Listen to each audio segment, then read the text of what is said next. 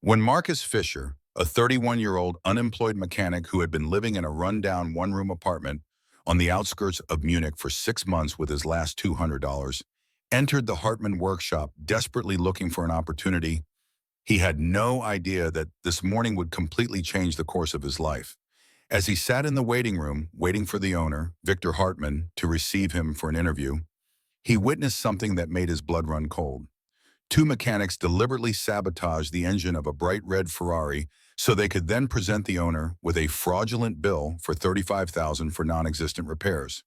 And when that owner walked into the workshop, wearing a cream-colored suit that probably cost more than his annual rent, with green eyes full of intelligence but also obvious helplessness when it came to mechanics, Marcus faced the most important decision of his life: keep quiet and maybe get the job he desperately needed, or tell the truth and lose everything.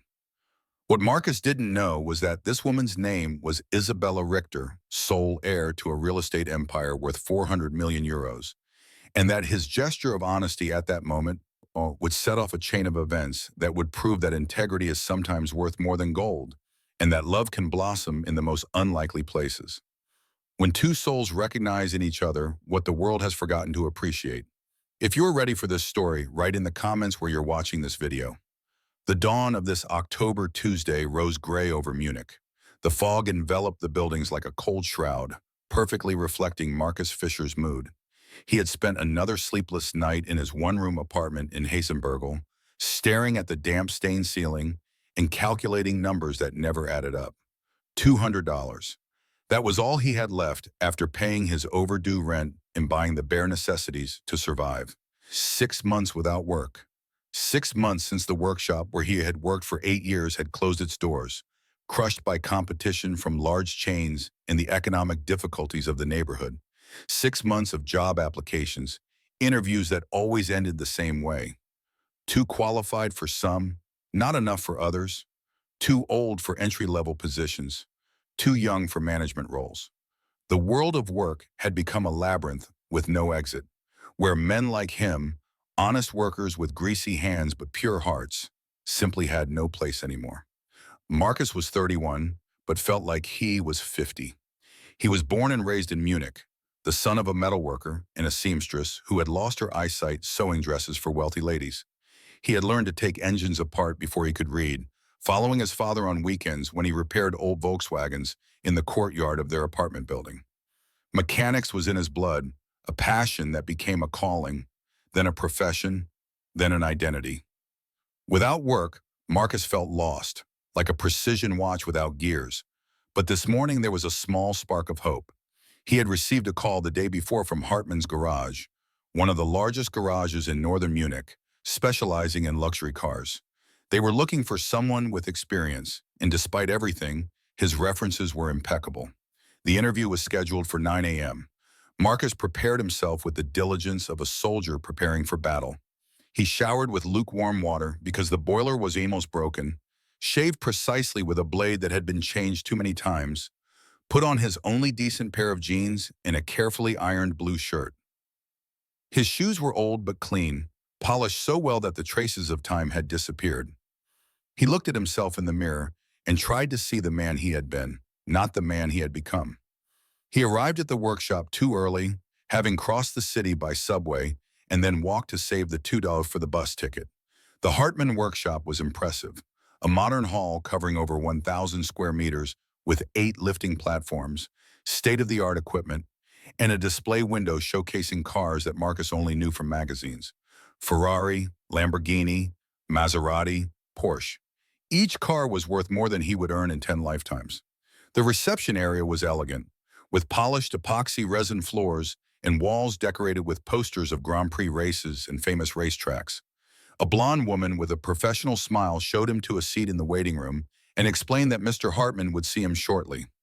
Marcus sat down in a leather armchair that seemed to swallow him up and tried not to look out of place, not to touch anything, to become invisible. As he waited, his hands sweaty despite the cold, something happened that would change everything.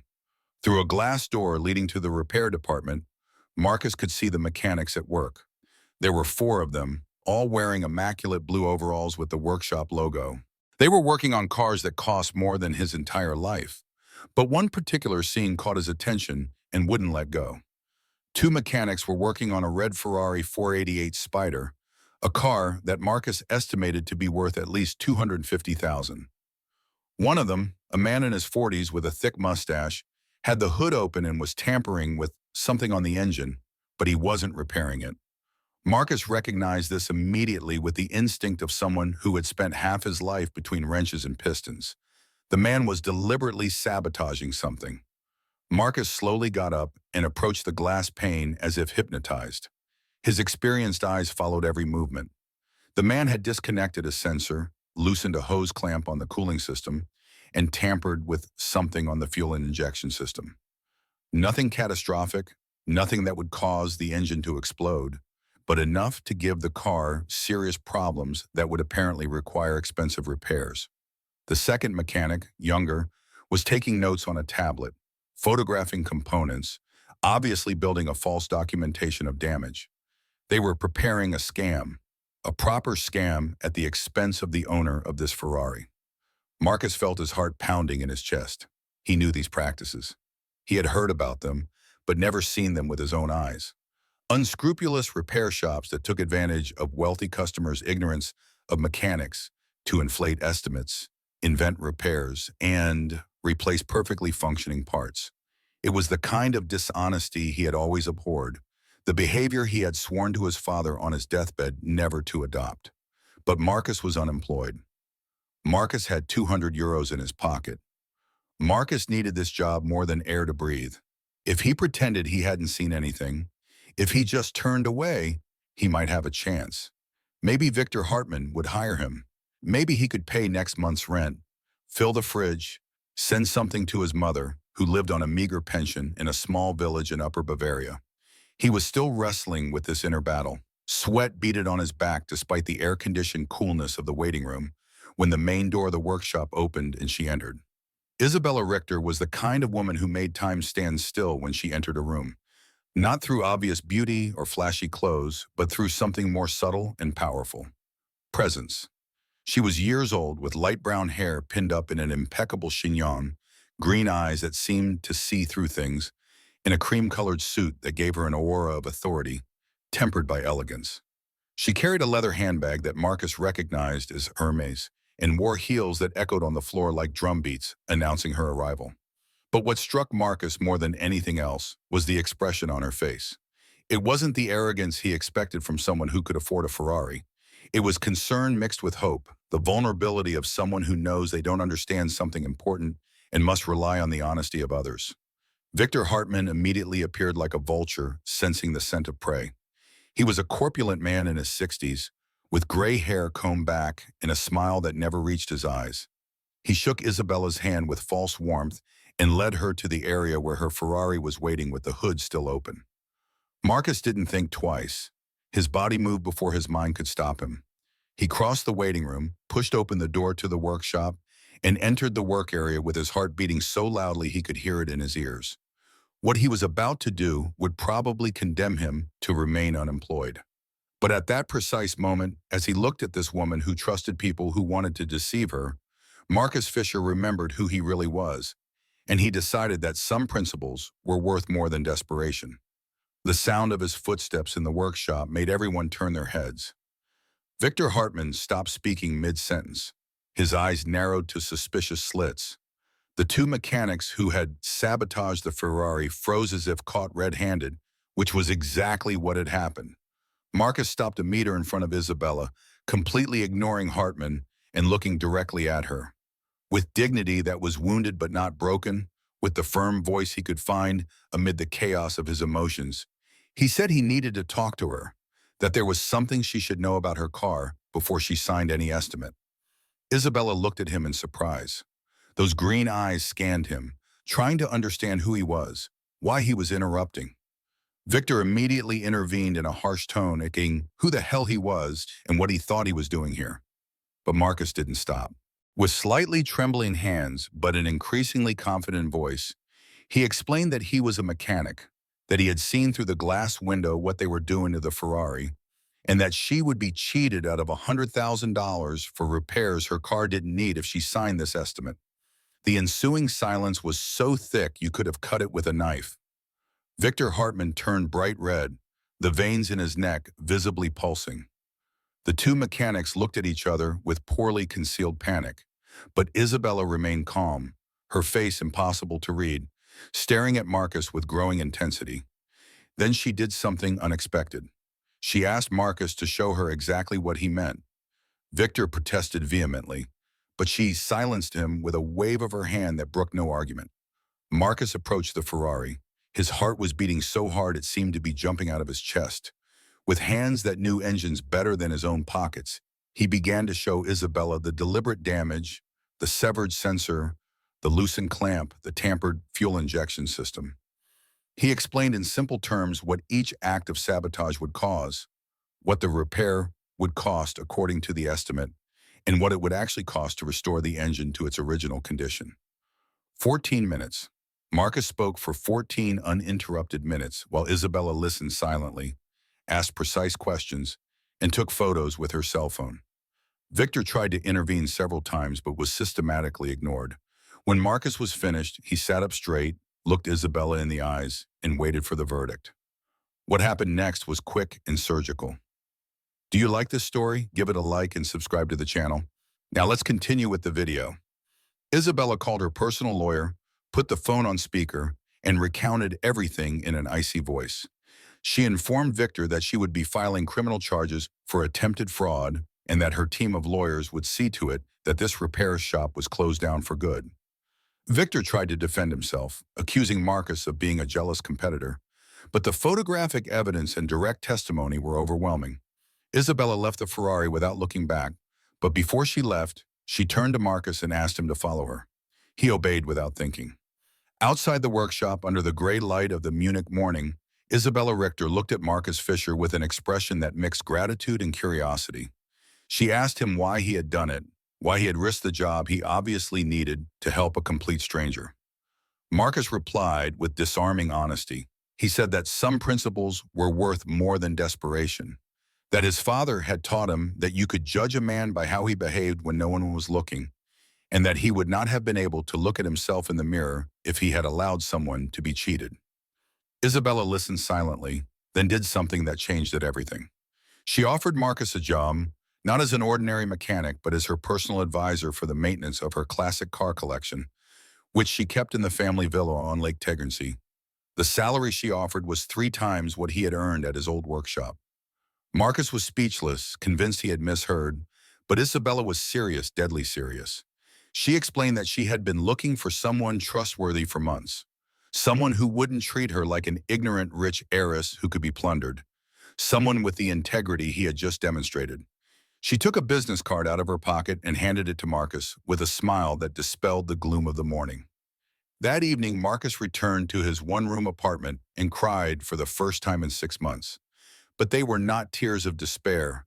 They were tears of relief, of disbelief, of gratitude for a fate that had decided to give him a second chance just when he was about to give up. The Richter's villa on Lake Tegernsee was breathtaking, an old estate surrounded by 10 hectares of immaculate gardens overlooking the lake. Marcus arrived in his old Panda and felt out of place. The butler, Alexander, welcomed him and led him to the annex, a cottage that was larger than his old one-room apartment.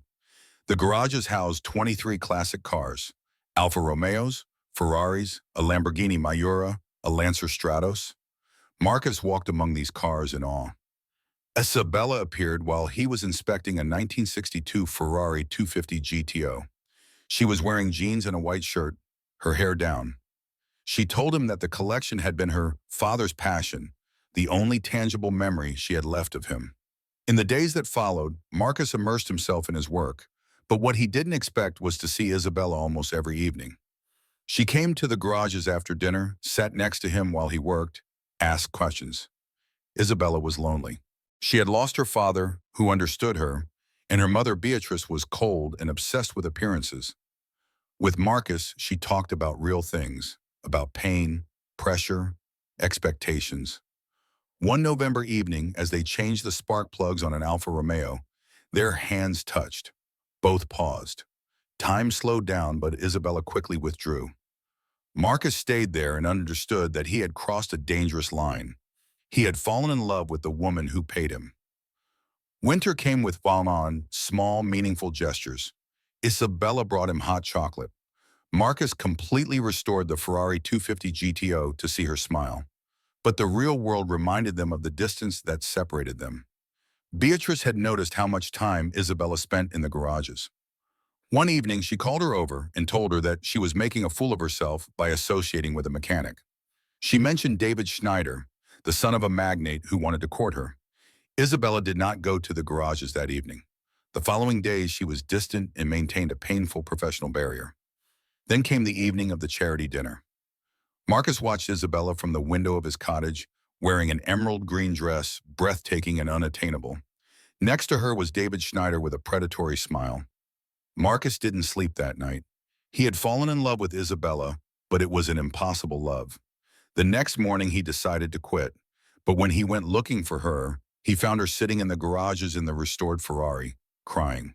She looked up with red eyes and said she couldn't marry David, that she could no longer lie to herself about her feelings. Marcus hugged her as she sobbed.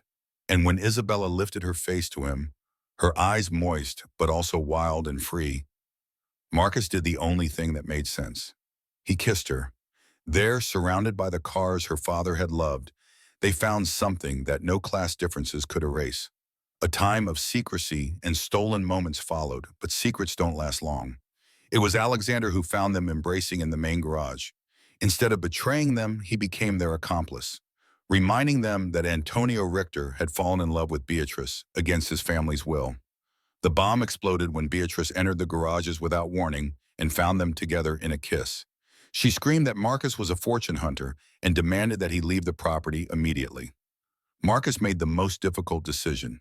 He would leave to protect Isabella. Isabella begged him to stay, but he told her that perhaps they lived in two different worlds. That night, he packed his bags and left the villa. 2 months of painful separation passed. It was Alexander who put an end to their exile. He visited Marcus with a sealed letter that Antonio Richter had left for Isabella. The letter said that he had married Beatrice for love, but that money and status had changed her. He wrote that the only inheritance that really mattered was the ability to recognize true love and have the courage to fight for it. Isabella read the letter with tears in her eyes and made the decision she should have made months earlier. One Saturday morning in March, Marcus was working on an old Punto when the owner called him and said there was a special customer. Marcus went outside and froze. Isabella was standing there next to the Ferrari 250 GTO, which was gleaming in the sun. She was wearing jeans and a white shirt, her hair pinned up, no jewelry. She looked more beautiful than he remembered. She explained that the car had a problem and needed her trusted mechanic. Marcus opened the hood, but there was nothing wrong. The engine was perfect. When he turned around in confusion, Isabella handed him an envelope with 2 documents. The first was the title of the Ferrari 250 GTO issued to Marcus Fisher. She was giving him the car on one condition. He had to take care of it and occasionally take a drive with the original owner. The second document was a partnership agreement. Isabella had bought an old hall near Munich to open the Richter Fisher Classic Car Restoration Workshop. Specializing in classic car restoration, she wanted Marcus to be her 50% partner. Marcus asked why she was doing this. Isabella laughed and said it was pure selfishness. She had tried for 3 months to be the daughter her mother wanted, but every morning she thought of Marcus. Then she added that she had left the villa 3 weeks ago and was living in an apartment she paid for with her own money. Her mother had practically disinherited her, but she had discovered that freedom was worth more than any inheritance. Marcus dropped the documents and took her in his arms. He kissed her there, surrounded by old cars, and it was the kiss of second chances, of love that had overcome every obstacle. 6 months later, the Richter Fisher Classic Car Restoration Workshop opened its doors with a ceremony that attracted collectors from all over Europe. The hall had become a temple of classic mechanics. Alexander came to the ceremony and brought Antonius a photo album with a dedication. The most beautiful things in life cannot be bought with money. They are built with your own hands and your own heart. A year after the workshop opened, Marcus and Isabella got married in a small country church near Lake Tegernsee. Beatrice didn't come, but Isabella didn't let that ruin the happiest day of her life. She walked alone to the altar, proud of the man she had chosen for who he was. Their honeymoon was a 3-week road trip through Germany in a Ferrari 250 GTO. Isabella discovered a freedom she had never known before, and Marcus discovered that sharing his life with an extraordinary woman was the true meaning of wealth. Years later, the workshop had become an international reference point for classic car restoration. They had 15 employees, projects from all over the world, and a reputation built on the honesty Marcus had demonstrated that day at the Hartman workshop. There was also Julia, their 3-year-old daughter with her mother's auburn hair and her father's dark eyes, who spent afternoons in the workshop and learned the names of the cars before she could read the alphabet. Beatrice came to visit her one Sunday afternoon in November. She drove her Mercedes to the workshop and entered hesitantly. But when she saw Isabella laughing while Marcus taught her how to clean Vergasa, when she saw little Julia running towards her and calling Oman, when she felt the warmth of this place, something melted inside her. She stayed for lunch and held Julia in her arms for hours. Before she left, she told Marcus that she might have been wrong about him. It was the most she could proudly admit, but it was enough. That evening, after everyone had left, Marcus and Isabella sat down on the Ferrari 250 GTO parked in the middle of the workshop. Julia was asleep in the office, covered with Marcus' jacket. Isabella leaned her head on Marcus' shoulder and said that she had started with a Ferrari to repair and ended up with a repaired heart. Marcus kissed her gently and replied that some repairs are worth more than all the gold in the world. And as the classic cars around them gleamed like silent witnesses, they both knew they had found something that few people find. Love built on truth, honesty that overcomes differences, and the certainty that sometimes the winding paths lead exactly where you are meant to be. If this story made you believe that honesty and true love still exist, leave a little heart below so I know. And if you really want to support stories like this, which tell of real people with real hearts in a world that too often forgets what really matters, you can leave a little heartfelt thank you using the super like feature below. Every gesture counts, just like Marcus's when he decided to tell the truth, even if it would cost him everything. Because you decided to stay until the end, and that makes you just as special as the protagonists of this story.